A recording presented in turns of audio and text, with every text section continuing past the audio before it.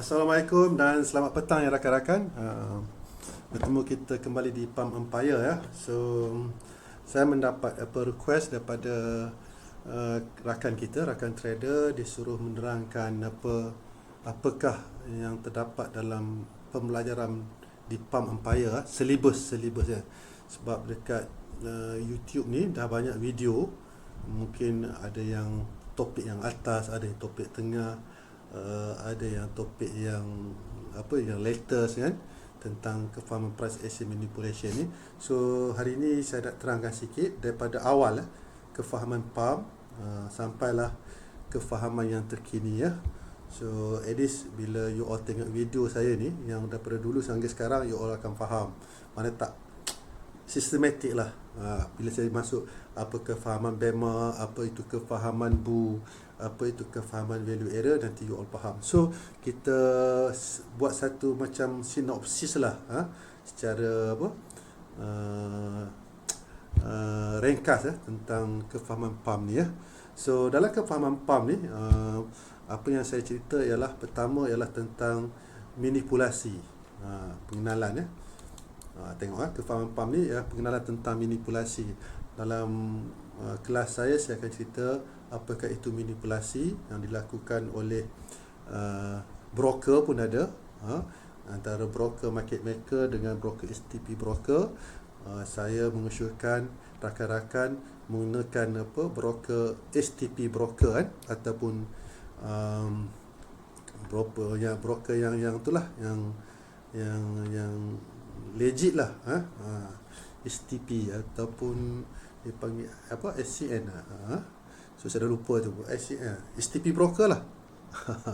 So tak berapa penting sangat tu, tapi penting lah untuk trader, bukan tak penting untuk pemilihan broker ya. Dan manipulasi yang dilakukan di peringkat seterusnya ialah manipulasi yang dilakukan oleh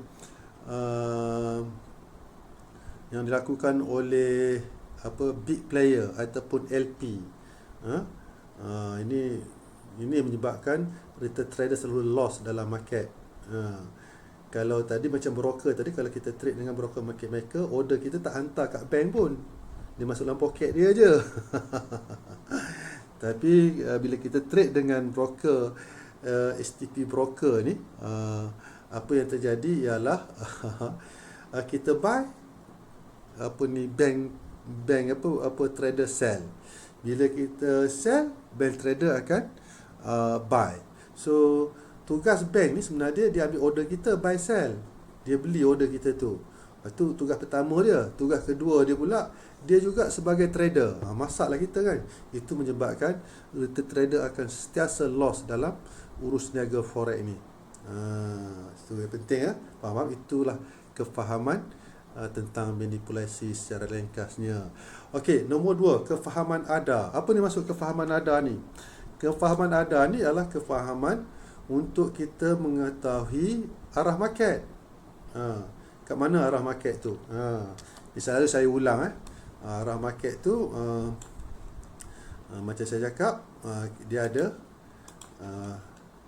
4 ya, pasar menaik, dipanggil advancing. Pasar sideways sebelah atas dipanggil distribution, D. Pasar menurun, turunlah, declining. Dan pasar sideways di sebelah bawah dipanggil accumulation. Itu yang kata ADA tu. So kena faham ya ADA ni ya. Kalau tak tahu yang ni, itu yang susah. Kita pakai entry saja arah market kita entry dekat ADA. Yang kita dilarang untuk entry di pasar ni, pasar D ni, distribution dengan fasa accumulation ni dilarang. Kita nak entry di fasa advancing dengan fasa declining.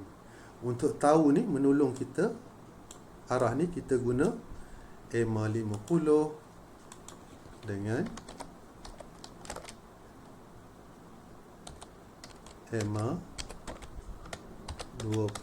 So kita dapat tahulah tengok saya punya slide balik saya punya video sebelum ni, apa yang masuk MA50 dan MA20.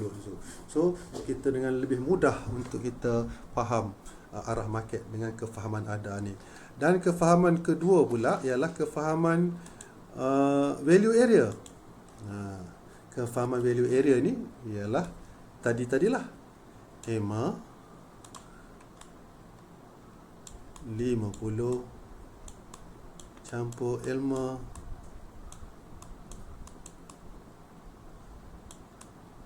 20 tadi, dia menghasilkan value area.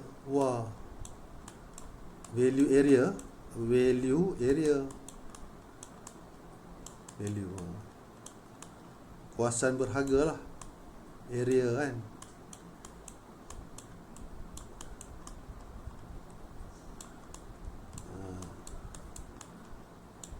Itulah value area. Macam mana value area ni? Kita lukis lagi kan. Saya buat garisan lurus lah, senang kan.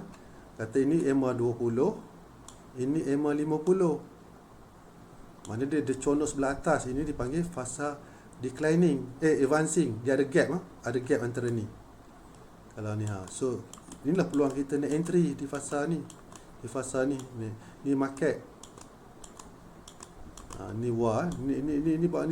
gap, ada gap. Ada gap antara 20 dengan 50 ni. Kalau pasal value area macam ni, sebelah atas bersilang ataupun flat ni, tengok value 50 bersilang ni, ini dipanggil fasa distribution. Kita tak nak entry. Sama juga nanti kalau bawah ni dia turun macam ni, ini apa, value area 50 dia ada gap. Ini di fasa declining.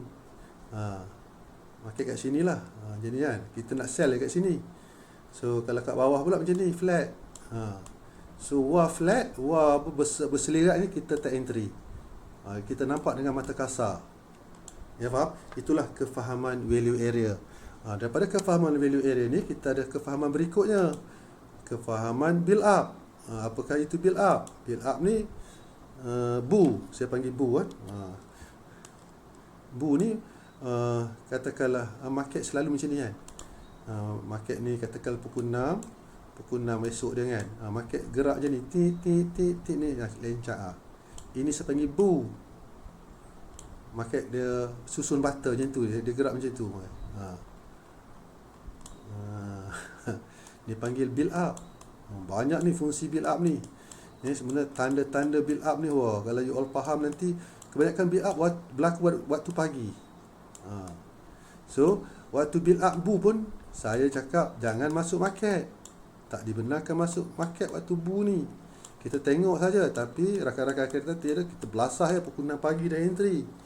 Itu yang tak betul. Lepas tu kita ada kefahaman BEMA. Apa maksud kefahaman BEMA? Kefahaman BEMA ni macam ni. Value area kan, kita cakap kita ambil value area ni kan. Value area ni kita dah faham kan, kata-kata di fasa apa? Declining contoh dia ni. Ni katakanlah 20 dan ni katakanlah 50 kan. Ni macam ni. Value area dia ada gap kan. Cantik, ni sebab cantik sikit lah. Ni value area condong sebelah bawah 45 darjah dan ada gap, tak berselirat, tak bergabung. And then katakanlah market macam ni. Ni line chart lah. Ni inilah dipanggil ni memang kan. Okey, dia turun. Dia market sideway kat sini. Apa yang terjadi kat sini? Saya tunjuk saya nak buat lakar, you all faham. Saya you all faham, at least ada idea sikit lah.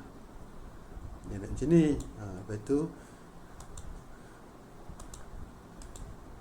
ni value yang 50 pula ni dah bersilang, dah condong sebelah atas pula, dah jadi advancing ya. Apa maksud BEMA ni? Line tadi, line apa ni, apa market ni, line chart ni. Ni line chart ni dia break ni, dia break value area ni. Dia break 50, MA 50, dia break MA 20. Ini dia panggil BEMA. B tu break. BEMA, MA tu MA lah. Dia break MA, maksud dia singkatan tu So bila break MA, dia pun ubah arah nak naik. So inilah indikasi dia ni fokus kita nak buy lah. Ini maksudnya kefahaman BEMA. Faham kefahaman BEMA? Ini dalam keadaan daripada turun menaik. Ada juga nanti daripada menaik turun. BEMA juga tu. Itu tanda-tanda awal berlakunya proses tukar arah. Okey. Berikutnya ialah tentang kefahaman CPWA. Kefahaman CPWA ni kefahaman macam mana saya cerita kan? Kefahaman di mana saya bagi tunjuk ringkas je kefahaman di mana kata ni buy kan. Lepas tu ada candle sell.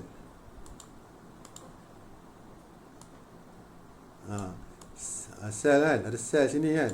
And then katakanlah ni value area ni sebelah atas macam ni. Ni kan. Inilah CPWA. Inilah candlestick. Ni candlestick. Apa maksud tu? CP tu CPWA candlestick pattern di value area, berhampiran value area ni, nampak ni. Mana ni? Ni.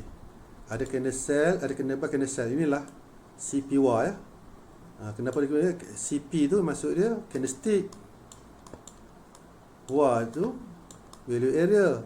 Candlestick pattern di value area. So fokus kita nak sell lah. And then kita tahu value area ni condong 45 darjah. Begitu juga kalau buy kan. Itu masuk CPWA. Apa lagi? Kepahaman CP line. CP line ni macam ni. Dia again kepada CPWA. Contoh saya tunjuk ni ni katakan ni CPWA apa value area. Contoh saja. Tak kisahlah kalau apa pun, at least you all faham Saya nak cepat Okey. Kat mana CPWA? Kalau sebelah atas ni. Ni katakan buy,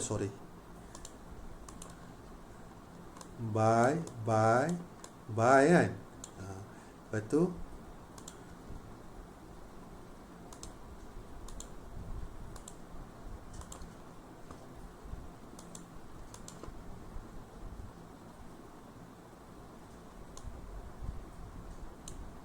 ini sini. Lepas tu ni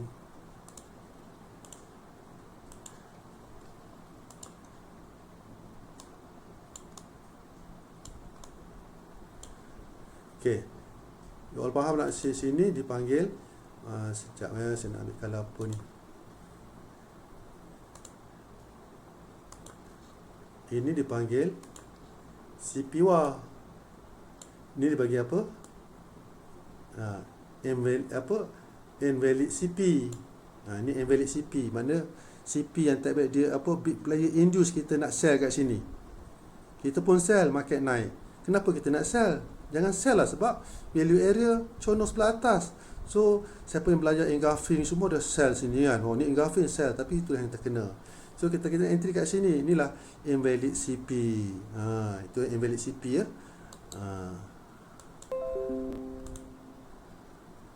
CP line. Okey. Tu invalid CP kan. Apa ni tadi invalid CP. Okey. Saya tunjuk lagi ni, nampak ni. Ni CPWA, ini invalid CP. So invalid CP line mana? Invalid CP line ni lah. Line yang terdapat pada invalid CP tersebut. Ni nampak ni. Ni buat garisan ni kan. Inilah invalid CP line. So kita boleh entry dekat sini buy, dan kita boleh entry dekat sini bila market break invalid CP line tadi, dia retrace kat je, kita buy kat sini. Janganlah sell kat sini. Kalau sell kat ni masalah, langgarlah stop loss atau MC lah account kita. So nampak tu, CP war, invalid CP, inilah invalid CP line. So topik yang berikutnya apa dia pula?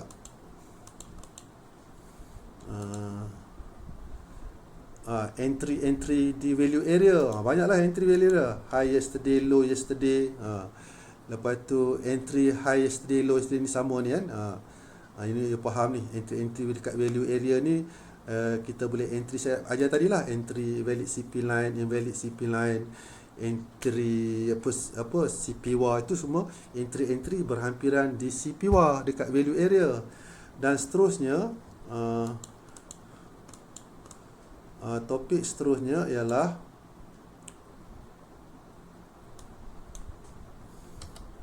kefahaman apa tu, KMB. Ingat KMB ni keluar masuk balik. Dia punya asas KMB ni macam ni. High yesterday, ni nampak ni, KMB ni banyak jenis lah. Ini saya nyalahkan ni KMB asas saja. Ni pukul 6 pagi esok dia. Market katakan kat sini. Ni market yang line chart.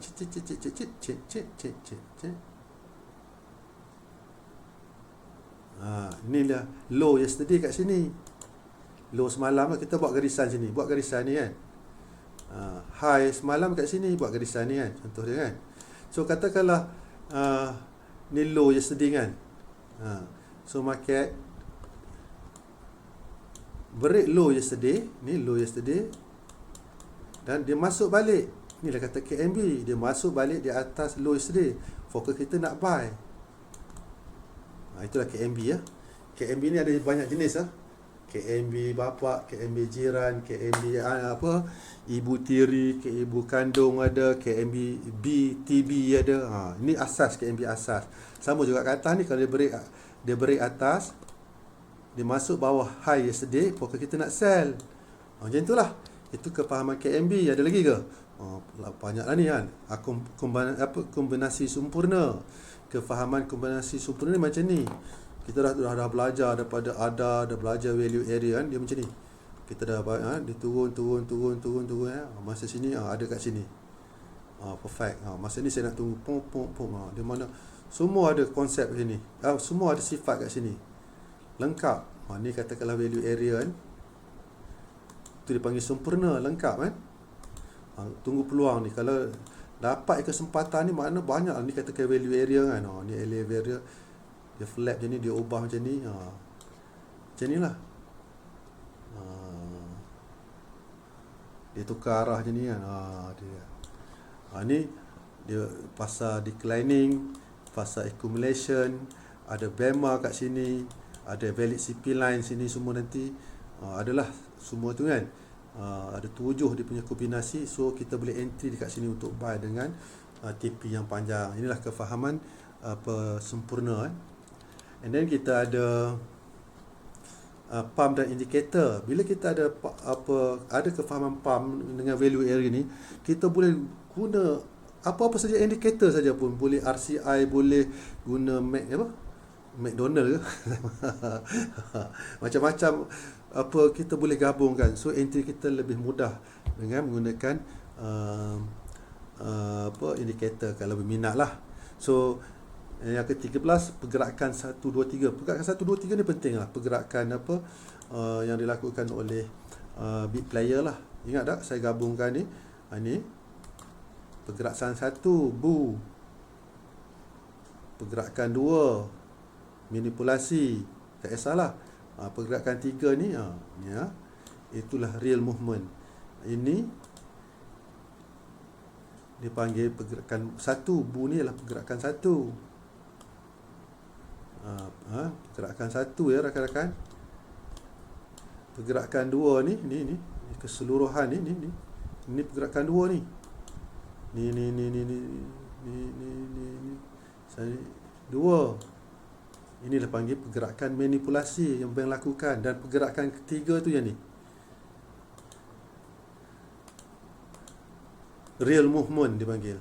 Bila dia break line sini kan, inilah real movement. Kita nak entry kat sini je. So kalau kita trade kat sini, entry kat sini, ya awak dia masak lah akaun kita. Masuk ke kebun selalu, hari-hari masuk kebun. Bukan ke laut lah, ke kebun. Pergi kebun, nak tengok pokok pisang, buah pisang dimakan oleh monyet. Maka MC lah akaun kita kan. Itulah maksud saya. Gurau je rakan-rakan ya. Itulah kefahaman pergerakan 1, 2, 3. And then apa lagi? Kita ada directional bias. Directional bias ni itu untuk kita nak tengok entry, kita mesti tengok time frame besar dulu dekat daily. Tengok arah market tu daily, tengok value area daily, dia choppy ke tak, dia dalam di fasa direction di fasa accumulation ataupun di fasa distribution tak. Kalau di fasa distribution distribution ataupun accumulation, jangan entry dekat H1. Market tu choppy. Bila dah market turun, declining ataupun advancing naik, kita nak buka H1, fokus kita nak sell saja kalau di fasa declining. Kalau di fasa daily, di fasa advancing, fokus kita nak buy dekat H1. Itulah directional bias ya rakan-rakan, penting tu. So last kali pengurusan keuangan. So rasa pengurusan ni semua faham ya. Itulah secara overview dia dengan kefahaman PAM ni.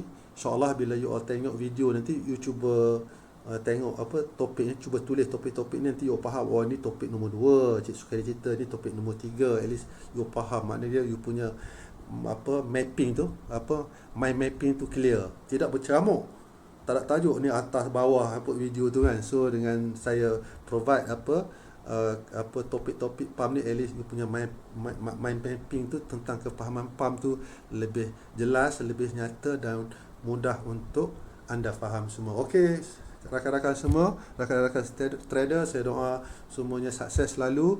InsyaAllah kalau ada rezeki kita jumpa lagi, dan saya doakan semua anda sukses selalu. Assalamualaikum warahmatullahi wabarakatuh. Jumpa lagi.